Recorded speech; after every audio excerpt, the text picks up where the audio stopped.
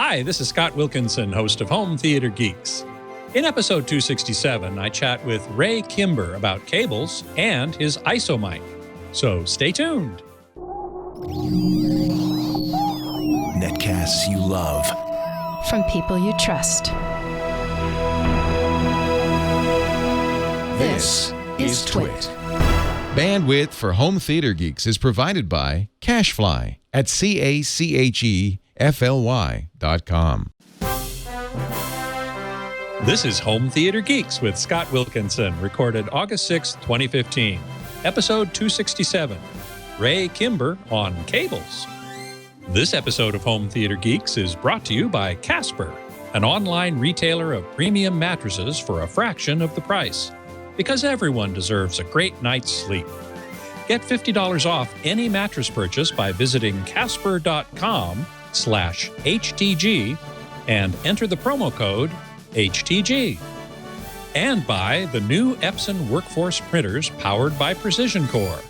Workforce is an award-winning line of all-in-one printers for your home office, small to large business, or corporate work groups. Visit Epson.com to find out more. Hey there, Scott Wilkinson here, the Home Theater Geek and editor of avsforum.com. This week's guest geek is Ray Kimber, founder of Kimber Cable and a long-time and well-respected member of the audio industry. Hey, Ray, welcome to the show. Well, hello, and thank you for having me. So glad that you're here, and thanks for being here. Those of you who are tuned in live at live.twit.tv or logged into the chat room at irc.twit.tv can post questions for Ray as we go, and I'll pass along as many as I can. So, Ray, let's start with a little bit of history. How was it that you got interested in audio and particularly cables?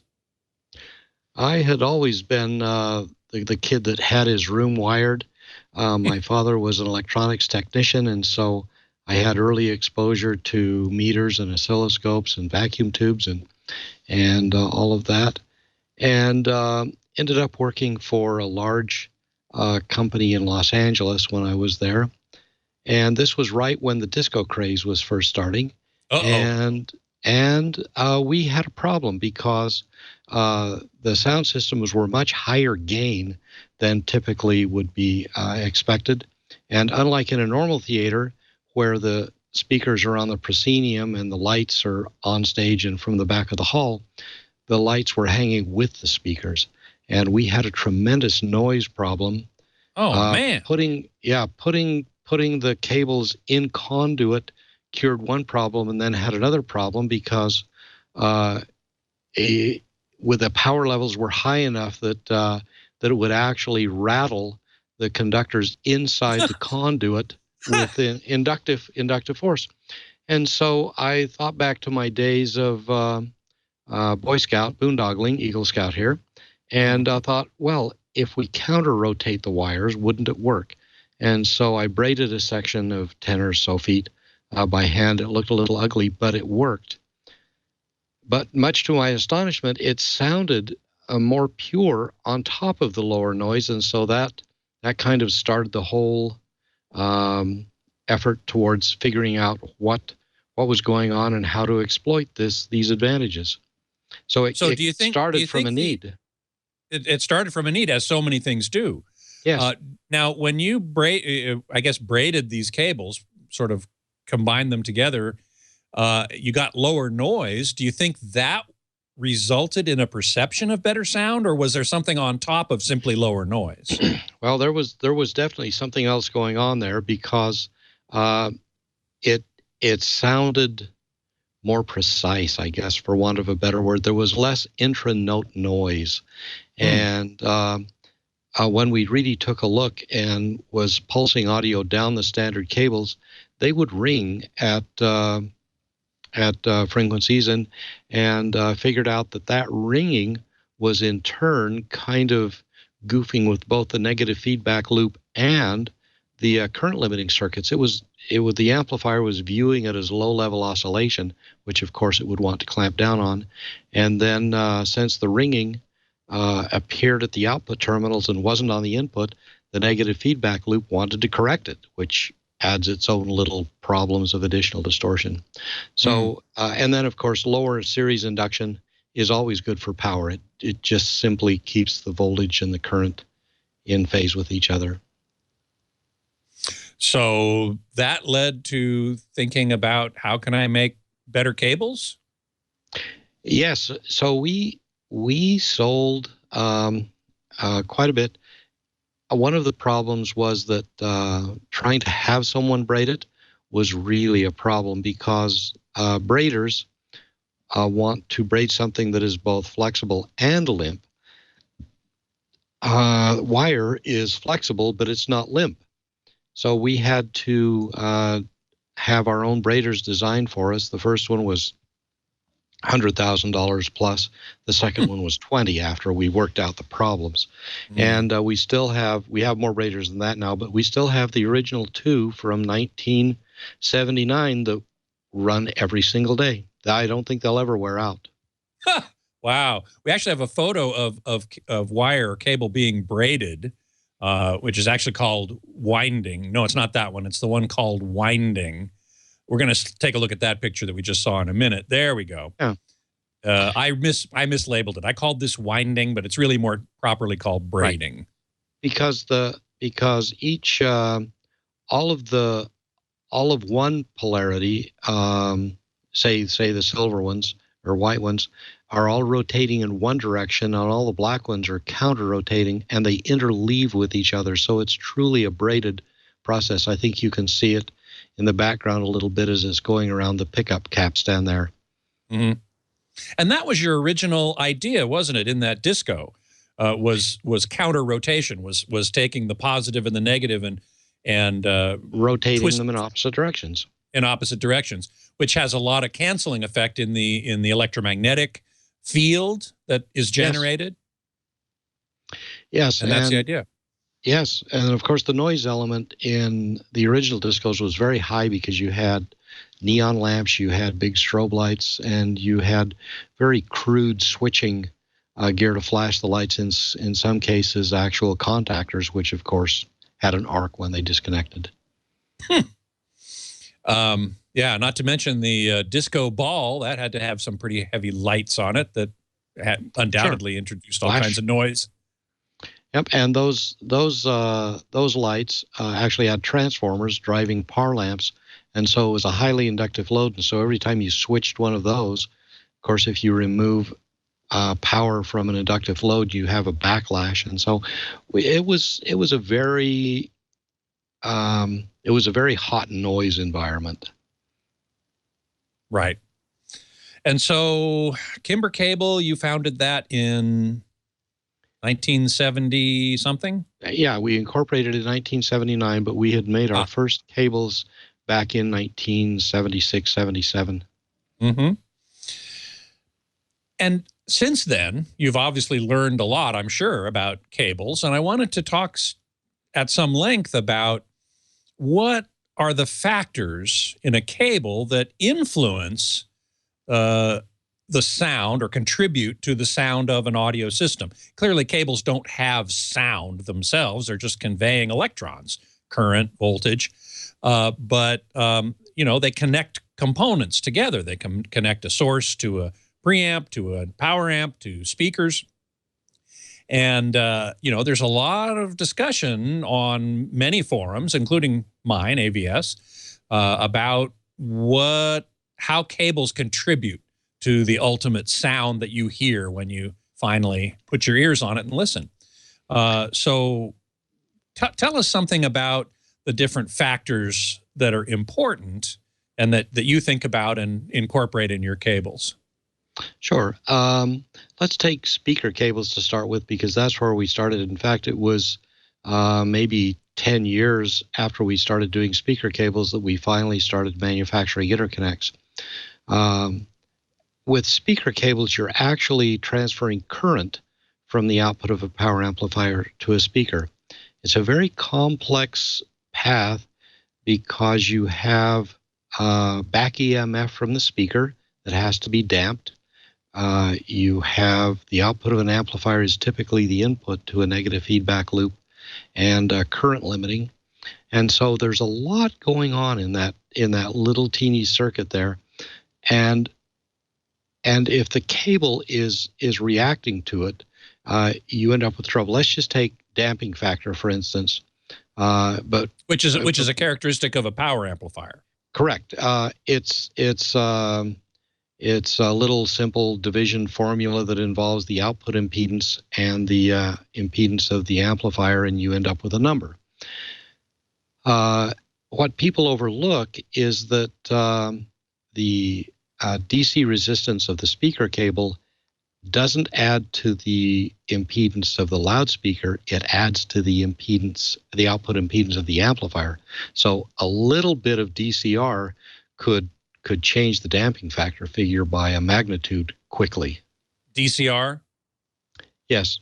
Damping factor really only operates at DCR because it's the ability of the amplifier to present essentially a short to stop the motion of the driver when... okay, so DCR means DC resistance. The DC resistance, yes.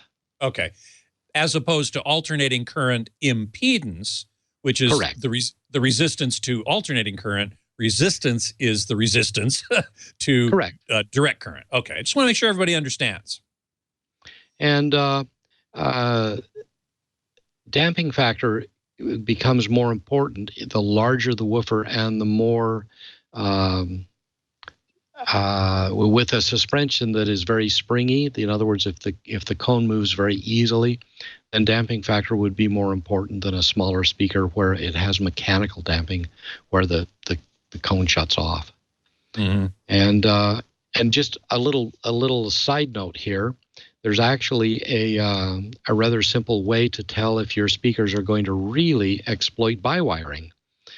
You can take a pair of speakers and hook them together, if you will. So no amplifier involved, but one speaker in the other room. Listen to the tweeter on one speaker and tap the woofer with a pencil eraser on the other one.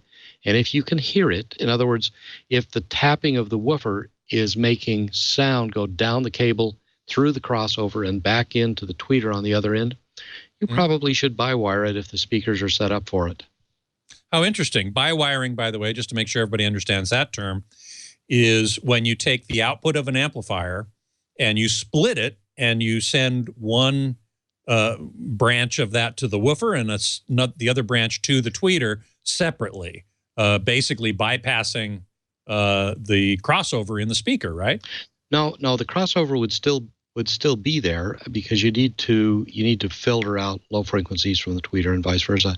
But right. But the way I explain it is that if you've got a large dog and a small dog and they normally behave okay but occasionally not, do you want them attached with one leash and them joined at the dogs, or do you want two leashes joined at your hand? And that gives you the additional control over the dogs. Okay. All right. I gotcha. I was thinking of bi-amping, which you have a separate amplifier for each, the woofer and the tweeter. That bypasses the crossover. You really need a crossover outside to do that. But bi-wiring still uses the crossover. I gotcha. Yeah, so you'd have an electronic crossover ahead of the amplifiers. Right.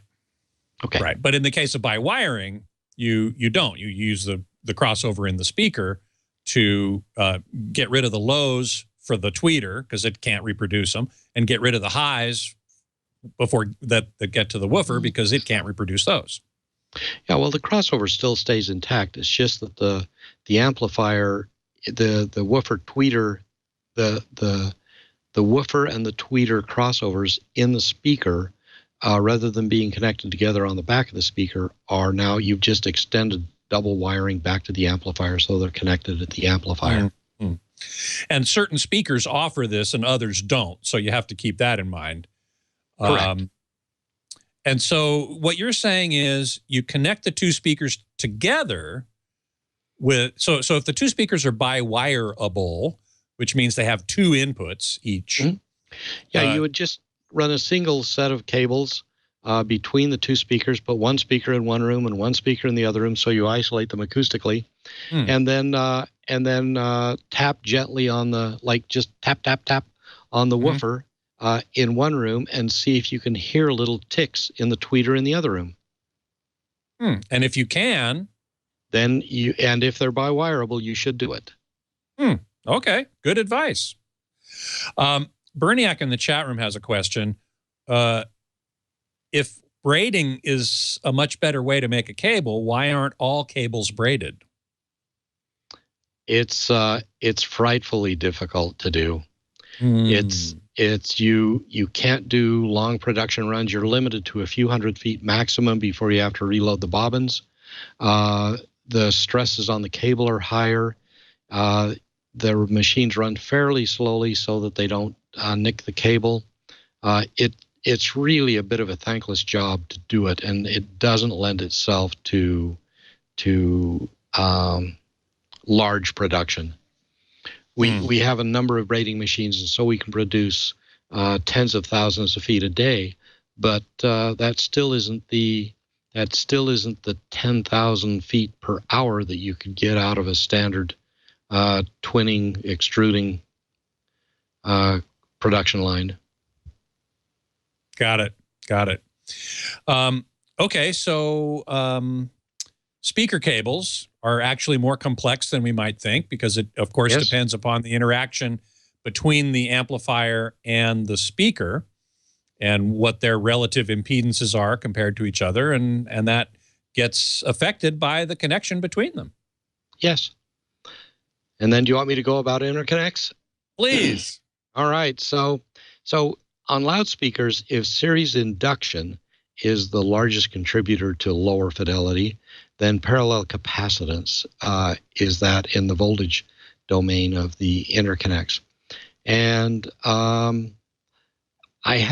and since we were all keyed in on noise in our early research, I considered the shielding of an interconnect, and of course thought it just simply had to be done. Sure. But we had listened to the prototypes pre and post shielding and were struck by the fact that the noise levels were virtually identical.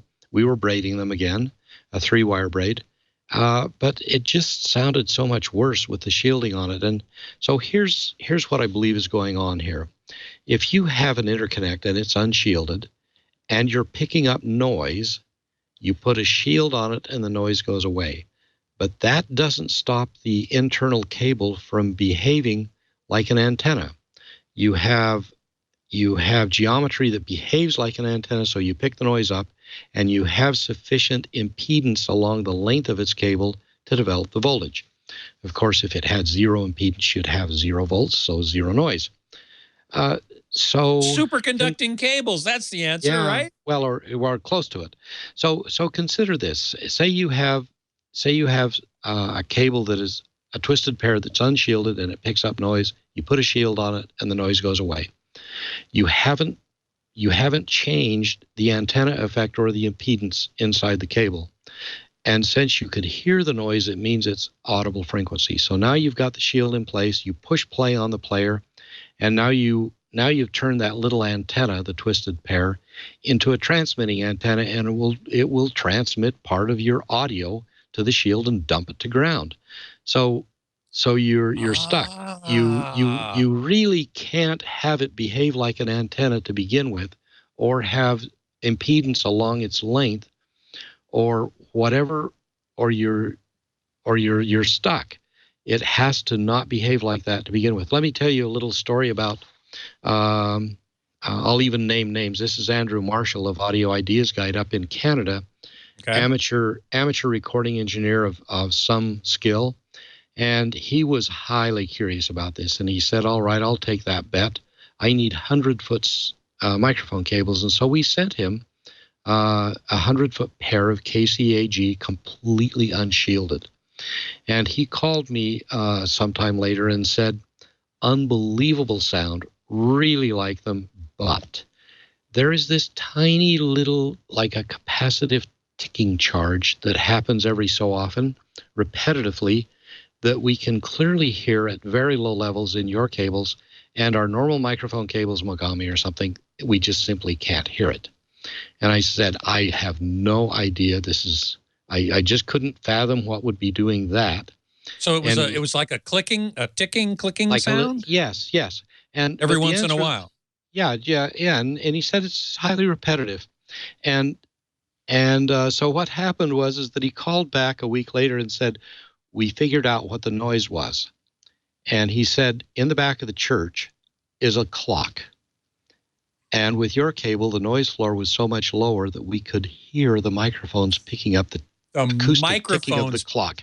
Oh, man. And so he said, I am now convinced. And so he still has them and still uses them. Now, these were unshielded microphone cables? Completely unshielded. If you think of a pigtail braid like you do to your daughter's hair, just 3 wires just plaited together, that's all it is. But that's a very interesting geometry because the conductors don't lie parallel with each other, nor do they rotate around each other. If you were to pull one of them out, the other two would just simply fall apart. And it yields some very beneficial geometry when you're dealing with line level and microphone level. Wow, because mic cables, you know, I've always believed that mic cables need to be balanced, and we haven't even talked about balanced versus unbalanced. Oh, these would be balanced. Oh, they're balanced. Okay, so 3 conductors. What that means to those who might not know is that you're actually sending the signal from the microphone both in one phase and the opposite phase, and then that gets reversed at the receiving end, and any noise that gets picked up is then canceled out, essentially. I mean, yeah, that's a common mode rejection. Common mode rejection. It's a very, very simplistic, very quick explanation of what that is. But I've always believed that mic cables also needed shielding, but you're saying not necessarily so. Not necessarily, and it depends on output impedance of the microphone and input impedance and circuit design of the mixer, and certainly shielding is a very big hammer against noise. So if you may end up with noise with our products or other unshielded products at some point, but if you can avoid bringing out the big hammer, you certainly should do that. Okay, well, we got lots more to talk about, but before we do, I'd like to take a moment to thank one of our sponsors for this episode, which is Casper. Now, Casper is an online retailer of premium mattresses for a fraction of the cost. Casper's revolutionizing the mattress industry by cutting the cost of dealing with resellers and showrooms and passing the savings directly on to the consumer. Casper's mattress is obsessively engineered at a fair price. It uses 2 technologies, latex and memory foam, which come together for better nights and brighter days. It's a comfortable mattress that has just the right sink and bounce. A Casper mattress provides long-lasting comfort and support, and you can buy it easily online, completely risk-free. Casper understands the importance of trying out a mattress. Try sleeping on a Casper mattress today. They even offer free delivery and painless returns within a 100-day period, so you don't have to lie down in a showroom. I mean, I don't want to do that. And did you know, statistically, lying on a bed in a showroom has no correlation whatsoever to whether it's the right bed for you? So you want to keep that in mind. Even better, Casper mattresses are made in the USA. You can get a Casper mattress for $500 for a twin or $950 for a king-size bed. Holy smokes, compared to industry averages, that's an outstanding price. And believe me, I know, having bought a king-size bed myself quite some time ago, I wish I knew about Casper back then. And you can save an additional $50 as one of our audience members by going to casper.com/HTG and entering the promo code HTG. That's casper.com/HTG with promo code HTG. So, Ray, we've got a question in the chat room here from Superru, who asks, how important is it to keep the cable length the same for stereo speakers? Somewhat, and it depends. Never a simple answer. Well, no, I think I can sum it up pretty well. Okay. Let's say that your system, and this includes the amplifier, speaker cable, and speakers, if they would sound quite a bit different at different lengths, then certainly you should have them equal length. There is at least a theoretical advantage to having them that way. If you've got a modest system, we say something like 1/3 to 2/3 difference. You're not going to hear it. It's not really measurable at that point at audio frequencies, and so we think that it's okay to have slightly different length cables. If you've got what I would term a fine hi-fi, and you've got good ears and you really like finely detailing it, I think the reality of having the different lengths would probably play into your OCD enough that you wouldn't enjoy it. But more than that, we have done considerable research into absolute length of cables makes a difference. If, for instance, the cable isn't long enough to reach between the terminals of the amplifier and the loudspeakers, it doesn't work as good as if it's long enough to reach. And if they are considerably longer than that, it's highly beneficial to us. Sure, because you sell cables. Yeah, absolutely. But I will tell you this. I once had a system in a studio that I was using to review products where I had cables that were a lot longer than they needed to be. And so I wound them up into coils in the corner. But I think that was a bad idea, wasn't it? Yes. Now with the braided cables, you wouldn't actually make an inductor out of it because they're counter-rotating anyway. So right. So it wouldn't really matter. It wouldn't matter. But with a normal twisted pair or a quad or something that looks like a twin lead, just a pair of parallel conductors, you will literally make an additional passive crossover component between the amplifier and the speakers. Yeah, that was a bad idea. I'm glad I'm not doing that anymore. Web 2519 is asking, where is Kimber Cable located? We are in Ogden, Utah. That's about 30 miles north of Salt Lake City. And you make all your cables there, right? So this is all made in the USA, huh? Virtually all. We have some parts that come from overseas. We use a lot of WBT connectors. We're the general agent for them in the U.S., and of course, those are made in Germany. And then some of the like the HDMI cables and things like that, we have a partner in China that makes those for us. Mm-hmm. Mm-hmm. Creamy Corncob is asking, aside from cost, wouldn't fiber optic cables eliminate all the noise and impedance and other issues we've been talking about? Of course, but you can't transmit power over fiber optic. Oh, that's a good point. So you'll never have fiber optic speaker cables, is what you're saying. No, because you'll still need an amplifier on the other end. But more than that, you'll also need an analog to digital converter on the source end, and then digital to analog converter to get it back into the power amplifiers on the other end. And having some experience with high resolution ADACs and DACs, I can tell you that gets very, very pricey to have ones that are sonically acceptable. Mm-hmm. Yeah, I got you there. We were talking about braiding before, and I wanted to make sure we took a look at a couple of photos that you provided of these of cables that you've made for Sony headphones, and I imagine they would work for others as well. Sure. But let's take a look at those. Here's a close-up of that cable, and it's got kind of a unique feature. Why don't you tell us about it? Yeah, well, if you've got a machine that's braiding, how on earth do you split it apart into two good braids at that point? And how in the heck do you do that? Well, I'm not prepared to tell you. You could tell me, but then you'd have to kill me, right? Yeah, probably. But this all started. Sony came to us, and there's a bit of a story with us and Sony. They had purchased our loudspeaker cables at retail from Denon, their competitor in Japan, when they developed the SSA-R1 speakers. And fabulous speakers, by the way. Yeah, their electronics people had said that they felt that ours was the most viable electronically that they had ever found. So we really appreciated that.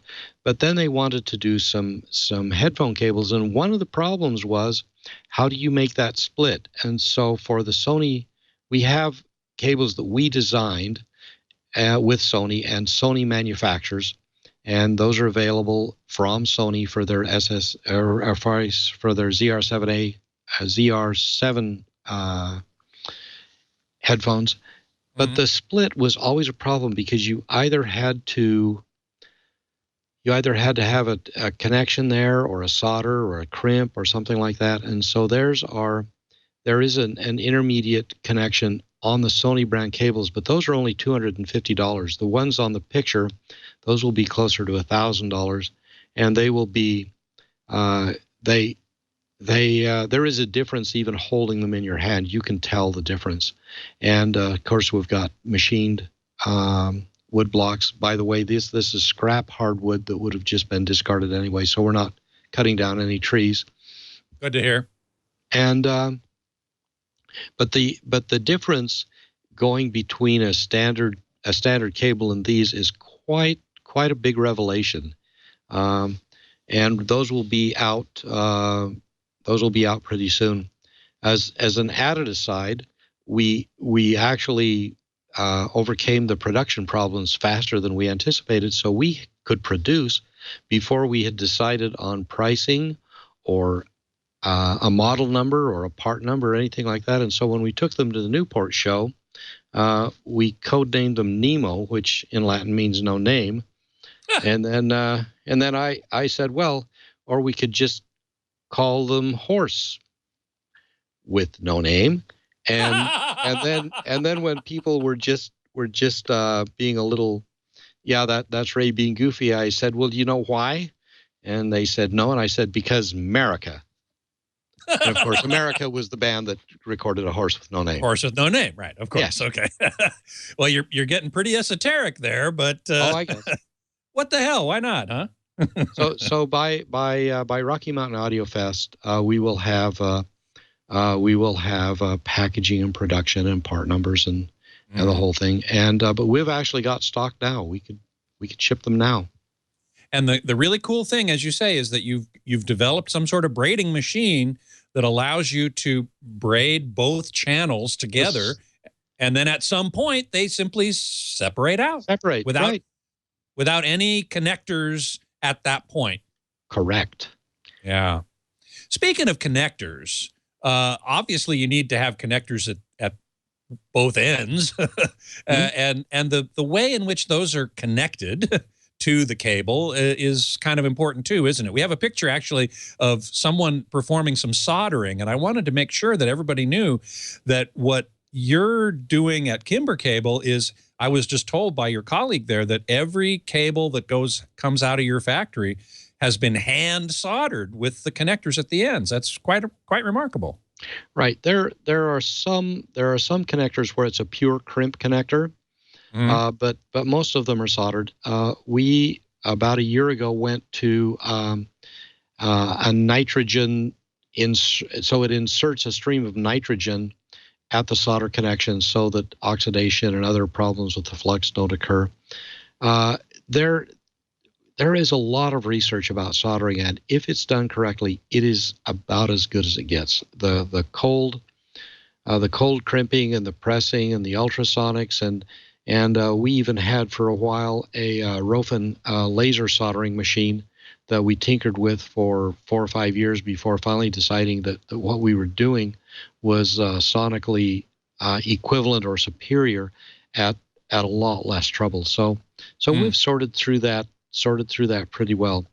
The one thing talking about soldering is that if you do have a crimp connection, say you've got an amplifier that you're going to use you push the button and put the wire in the hole and release it, or if you put the wire loose in a terminal and tighten the banana plug down on it, do not tin it, because solder is only a fraction of the conductivity of silver or copper, and so you're just going backwards a little. I mean, you'll protect the wire from oxidation at that point, but inside the connection, it's going to be a gas tie connection anyway, and so you don't really gain anything. I'm going to invoke Doug Sachs a little bit here. Rest in peace, Doug. He had a saying that he said the best connector is no connector. And so if you can get away with doing a connector, so for instance, if you've got a receiver and it's got the little push to release terminals on it, just use bare wire. Spring clips. Yeah, spring. Just use bare wire, because if you use the little pins, then you've just got a knife edge contact, and so you've got less surface area, and you've got an intermediate connection for no reason. That's why we really appreciate the engineering with the WBT connectors, because they use a high copper content brass, so it's more conductive, and then they OFC copper plate it, and then electroless nickel, and then gold on top of that. So we use them when we do our recordings, we do the mastering, and when we do our demos. They're good. Yeah. A couple other questions from the chat room. Neo asks, is there ever a scenario where braided cables shouldn't be used? Maybe. Well, for instance, if you need a fireproof cable, for instance, if you're running it in a plenum airspace and you need loudspeaker cables and it needs to be CL2 rated, then because the production length of braided cables are so short, it would be stupidly expensive to try and put a flameproof jacket over the top of it. And so no on that. But if you're just doing, and there could be where you just don't need it. If you're running loudspeakers out to your garden and you're burying the cable, just use ordinary Malibu Lights 12 gauge carry wheel and bury it and get on with your life. Because, but if you care about what it sounds like, then I'm convinced that braided speaker cables really are superior to other geometries. Certainly your outdoor speakers is not what we would call critical listening. So correct. Free Wi-Fi is asking, does braiding or shielding have any effect on digital audio interconnects like SPDIF or USB? Yes, well, now you're off into a completely different discussion, because you're just doing essentially little square waves for digital. You're not using analog, so it's not changing frequency. So yes, you can certainly shield those, and we do on ours. But we also use, for instance, AES EBU. We have a version of that that's completely unshielded. That's the right impedance, and it works great. So the shielding, non-shielding issue doesn't play as much into the overall design of the cables. You just have to make sure that you don't have too much parallel capacitance in those little digital cables, because you'll round the corners off, and eventually you'll screw up the timing of the signal a little bit, especially at high bit rates. Round off the cables of the corners of the square waves. Square waves. That's what yes. you're talking about. Yeah. Yes. Yeah. You mentioned earlier about copper, silver, gold, and so what is your feeling? I mean, there's so much stuff around about the material that cables, wires, conductors are made of. You know, OFC copper. I think you mentioned that, oxygen-free copper. There are super long crystal copper. Right. Silver and so on, gold plating. What is your feeling generally about the materials that are important? What's important about the materials in cables, in conductors? Well, there's really only two metals that are reasonable for audio: silver and copper. And in general, the finer the grain structure or the longer the crystal, the better. The higher the purity rate, the better. The slower that it's drawn and processed from draw stroke into strand, the better.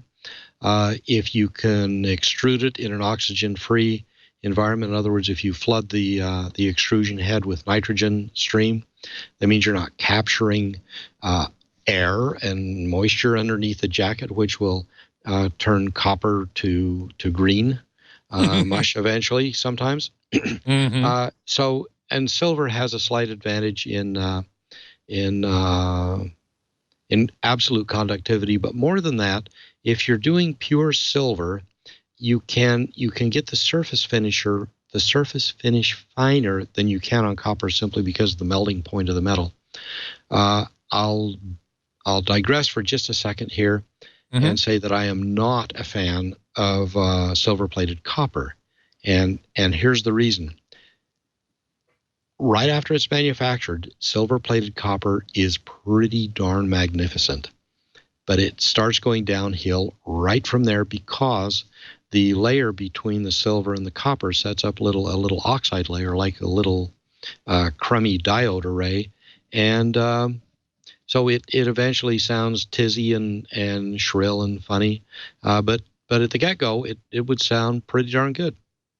But not for long. So we only use pure silvers or pure coppers.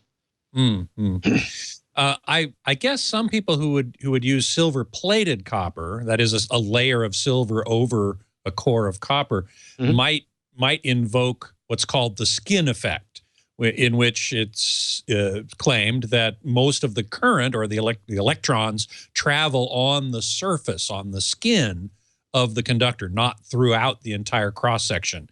Yeah. Do you believe that? Well, of course, skin effect is well known, and it's true. It happens. It's a real thing. Yeah, it's a real thing. And a lot of people say, well, it doesn't matter at audio frequencies. That's true if you are simply talking about sine waves. But actual music has transients which have rise times and fall rates that correspond to much higher frequencies if you were to just simply to form the waveform after that. And so you have instantaneous signal that will travel on the skin, I believe. We think that we're confident that you don't want to have a surface that has surface contaminations in it from the drawing process. You don't want to capture contaminants under the jacket, which will cause the surface of the conductor to oxidize in the jacket at some point. And so I believe that if you can get the cable to reliably pass high frequency and do it for the reasonable life of a cable, say 30, 40 years or more, then I think you're better off. But that's just me. Well, and you got some serious study and knowledge to back it up. So I do appreciate that very much. Before we continue, though, I would like to thank our second sponsor for this episode, believe it or not, which is Epson. Now, I'm a big, longtime fan of Epson projectors. And here, though, and I've also been a longtime fan of Epson printers, have one sitting in my office as we speak. And what we're talking about here is the new Epson Workforce printers powered by Precision Core. Workforce is an award-winning line of printers, of all-in-one printers for your home office, small to large business, or corporate work groups. Precision Core provides performance beyond laser and is the new printing technology that powers the Workforce printers. This technology was initially developed for industrial printers and is now available for the rest of us. Workforce printers deliver fast, dependable, high-performance, multifunction, and workgroup printing to help businesses run at full speed. You get print shop quality output with vibrant colors and clear, crisp text. The cost per page is half that of a color laser printer. As a worldwide leader in innovative business solutions, Epson understands your needs. That's why their technologies are designed to help you succeed solving tomorrow's business problems today. To help keep your business moving forward, they focus on enhancing output and efficiency for a better bottom line. Their products are backed by world-class service and support. They have innovative technologies that cut costs without compromising quality, and their products are recyclable and energy efficient. There are several reasons to choose Workforce with Precision Core over a laser printer. Unlike laser printers, there's no warm-up time. You can print on a wide range of media, including labels, And they're far more energy efficient, up to 70% less power than laser printers. Epson, built to perform. Go to Epson.com today and find out what the workforce powered by Precision Core printers can do for your business. That's EPSON.com. Very easy to remember, highly recommended. And as I said, Epson, built to perform. Okay, we're talking with Ray Kimber about cables, and we've gotten pretty geeky here, but hey, this is Home Theater Geeks, so totally cool with me. Let's spend a couple minutes talking about the debate, which has been raging for decades, about how much influence cables really have on the sound of an audio system. We've learned now that braiding can make a big difference in terms of noise cancellation, noise reduction, shall I say, and other things, good connections, soldering, and so on. But can it? As I'm sure you know, there's so many people debating about, yes, they make a huge difference. No, they don't make much difference at all. There's this whole issue of can we ABX test cables to sort of scientifically determine how much difference there is? What is your sense of this whole debate?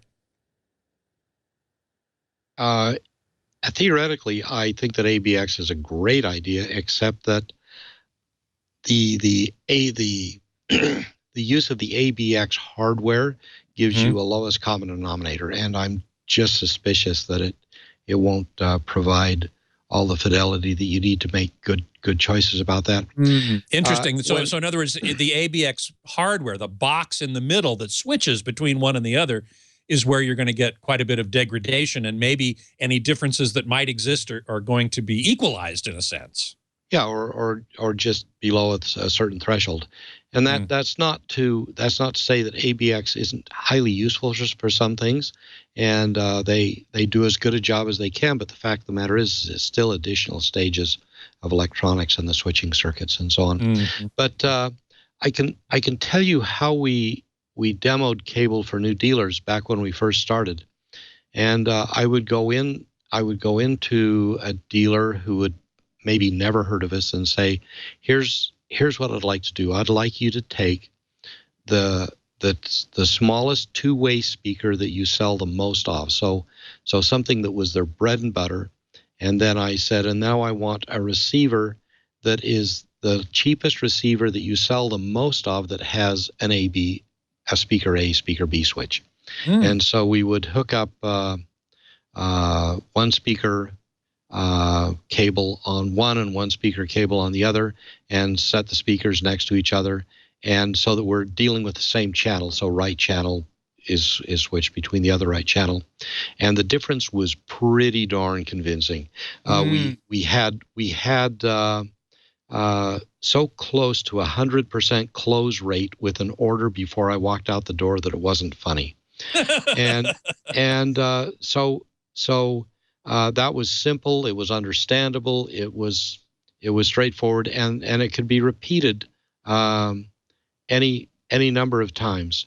My one experience with a giant ABX demo was at AES in New York, maybe 15 or 20 years ago. I don't know. And someone who was really having a problem with so-called perceived sound rather than measured sound, and cables were one of those.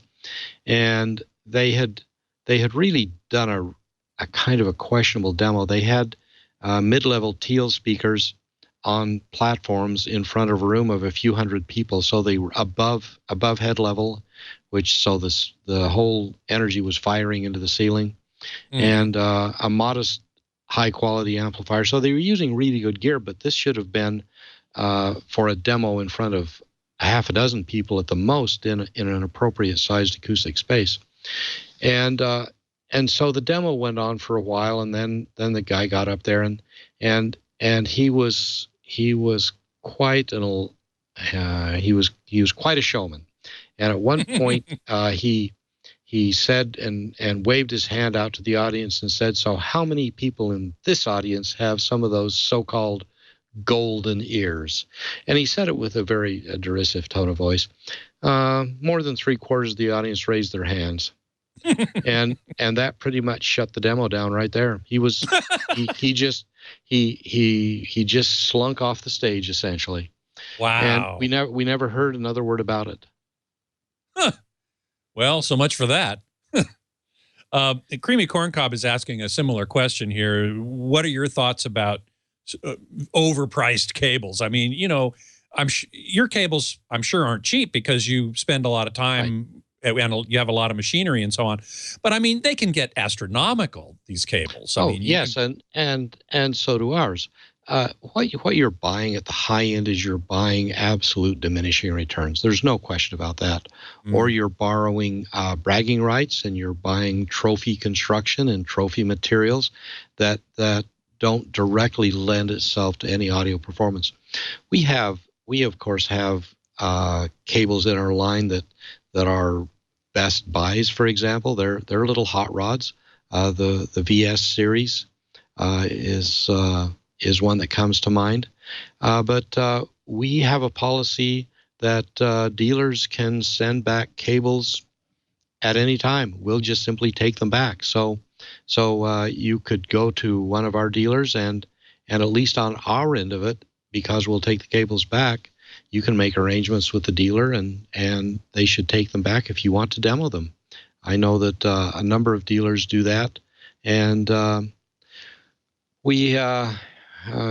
few years ago, we had somebody who wanted to try an all-silver system. This was tens of thousands of dollars worth of cables on a relatively modest system. So it could be that the cables equal the cost of all the hardware. Wow. And they, and the dealer said, the customer just straight up is curious, wants to try it. Are you game? And I said, absolutely, we'll send them to you. So we sent them down, and after a week or two, the dealer said, okay, we got them back from the customer, and we're sending them back to you. And I said, fine. Before we got the cables back in UPS, the dealer called back and said, turn them back around. The customer is going to buy them. Really? Wow. Yes. Wow. And so he felt that he was getting enough benefit to justify spending as much on his cables as on the entire rest of the system. Yes, that's true. And more or less. And yeah.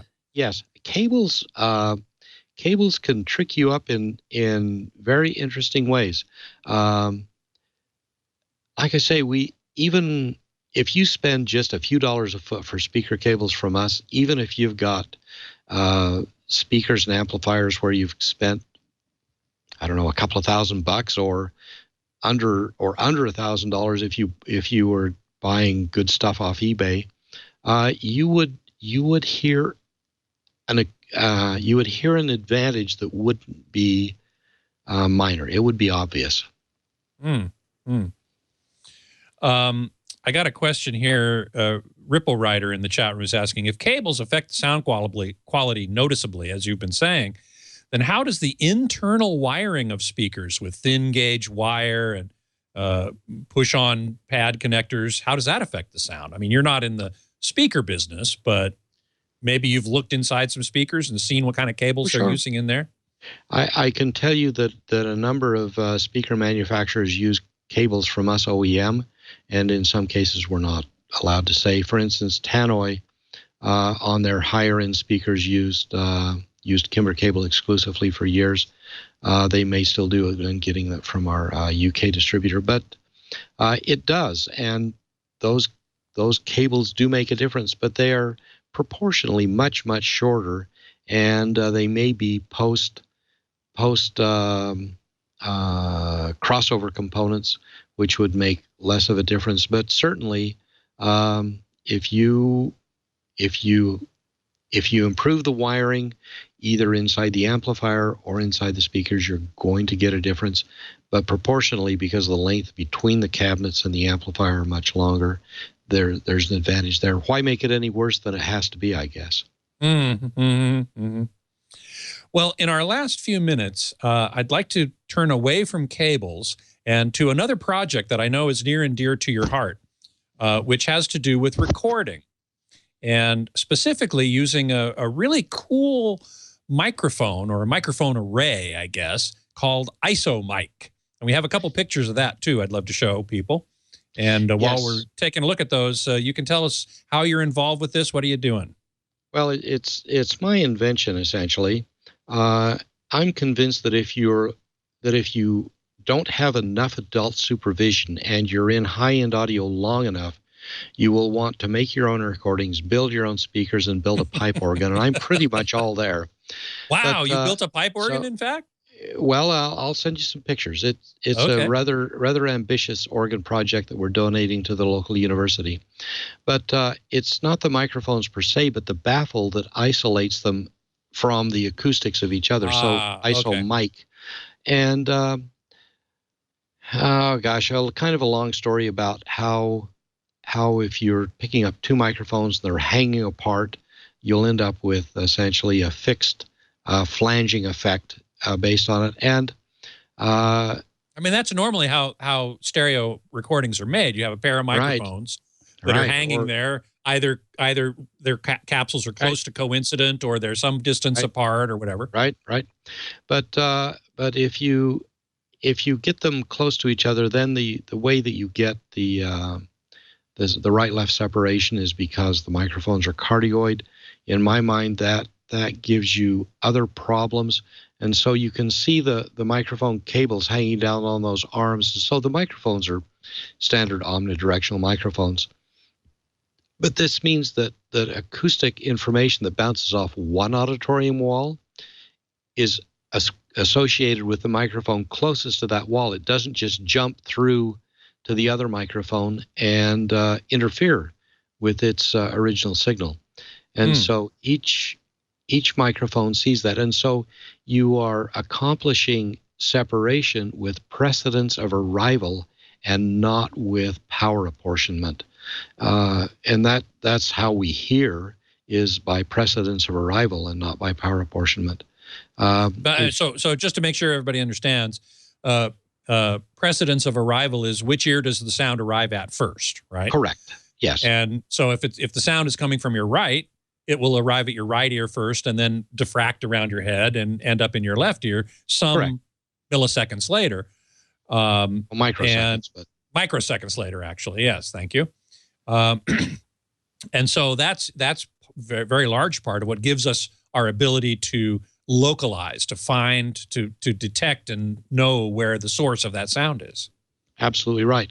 And it turns out we did some basic experimentation to determine if there was some kind of an optimal spacing for microphones to be reproduced back in speakers. And we decided that if you disregarded every other aspect, that 5-6 feet was probably really good. Now, that isn't to say that there aren't other microphone array. There's Schneider disc, there's Jecklin disc, there's the XY binaural arrays.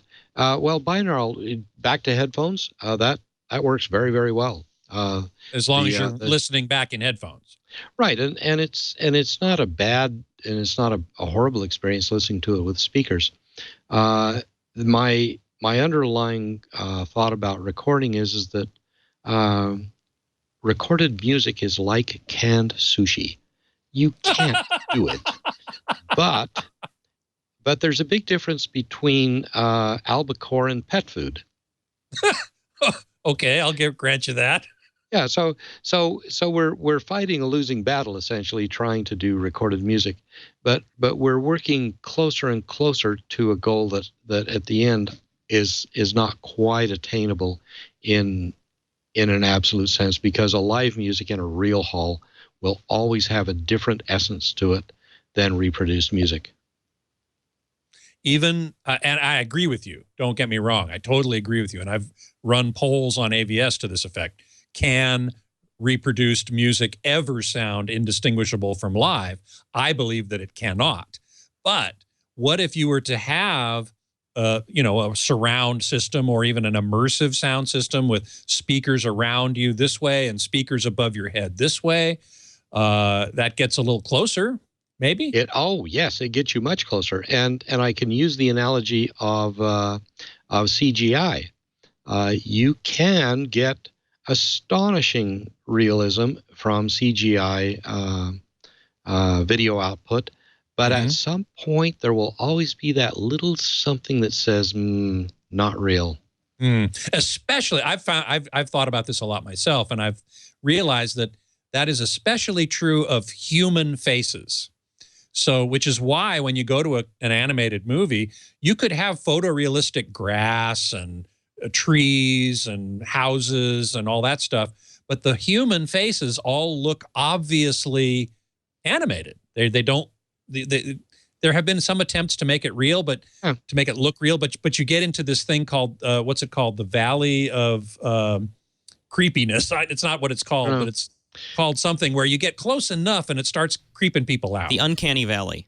The Uncanny Valley. Thank you very much, Josh. Oh, yeah, I new one on me. I'd never heard that. But yeah, so we're back to canning sushi, and no, but it's a good thing, because sometimes there are performances where the artist has passed away, or you can't travel, or you can't go to that optimal hall, or you want the convenience of having a reasonable replication for your enjoyment in your own home. And so recorded music is absolutely fantastic. And I just wanted to fail in a new way when I started out with the isomike project. And I think if you Googled isomike, I think you'd find some very favorable comments about what we were able to succeed with. Now, have you released any recordings that were done with the isomike? Oh yes, there's quite a number of commercial releases that have been done, and I might make mention that Kimber Cable pays for all of the production, the replication, the licensing, everything to do with the discs, the recording expenses. And then if we sell a disc for $20, we give the school $20. Nice. Speaking of school, I want to show that picture one more time of the band on the football field that was being recorded by an isomike. I myself am an old marching band guy. I was, a drum major in high school, and I played trombone and tuba and marching band. I love marching bands. And so here we have this wonderful marching band on a football field being recorded with an isomike. Yes. It must sound phenomenal. Well, let me. This is actually a drum corps. These are the drum corps. Okay, all right. These are the Blue Knights. Oh, great drum corps from Denver, and they were leery a number of years ago, and all it took was one little demo, and they were in. So we've recorded them every year, weather permitting, ever since. And so it's a completely acoustic performance. We're about 30 feet off the field and 30 or 40 feet back. So the horn lines are literally way back from that, and it lends an absolutely stunning recording. In order to get the noise floor down, we are able to have the school turn off all of the air conditioning on campus, because the main chilling plant is next to the stadium. So 25,000 student population gets warm in the afternoon. We reroute. We talk to the tower at Ogden Airport, and they reroute general aviation away from the campus. Wow. And the police block off the nearby streets, so there's no traffic noise. That's incredible, because of course there's no walls. I mean, unlike what we were talking about before in a concert hall, where you've got reflections off the walls and so on. Here, it's outdoors. It's essentially infinite. There are no walls, so there's. Yeah, you get reflections off the press box and off the opposite stands, but it's a pretty darn glorious recording, and so it's called high altitude drums, or attitude drums, as the case may be for those guys. But the signal to noise ratio is 60-70 dB. And the dynamic range is in excess of 60 dB. So when you hear those tiny little hand-struck chimes down almost to the noise floor, and then it just comes at you at full force, that's all natural, because there's no processing, no mixing, no nothing. It's absolutely pure.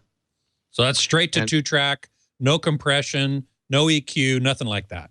actually straight to 4-track because it's a 4-channel configuration. But yeah, and we record in DSD, and now we're recording in quad DSD, so the 4X DSD. Man. Yeah, well, I'm convinced.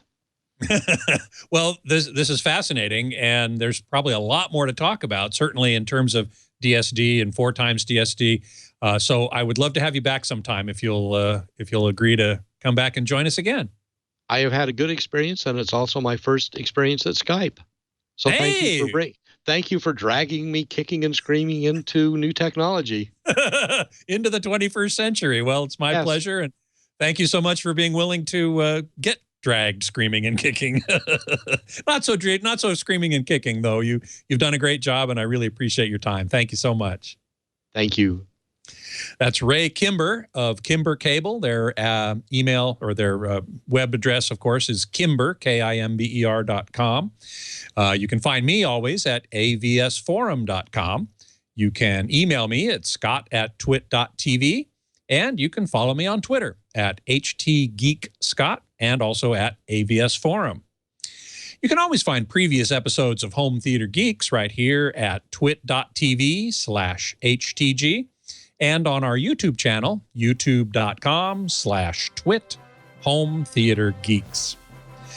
Next week, my guest geek is scheduled to be David McKenzie, a top-flight calibrator, TV calibrator, but whose day job is as a compressionist and colorist for Blu-ray discs. So we're going to be talking about that next week, and it should be great, interesting discussion, and I do hope you will join us. Until then, geek out.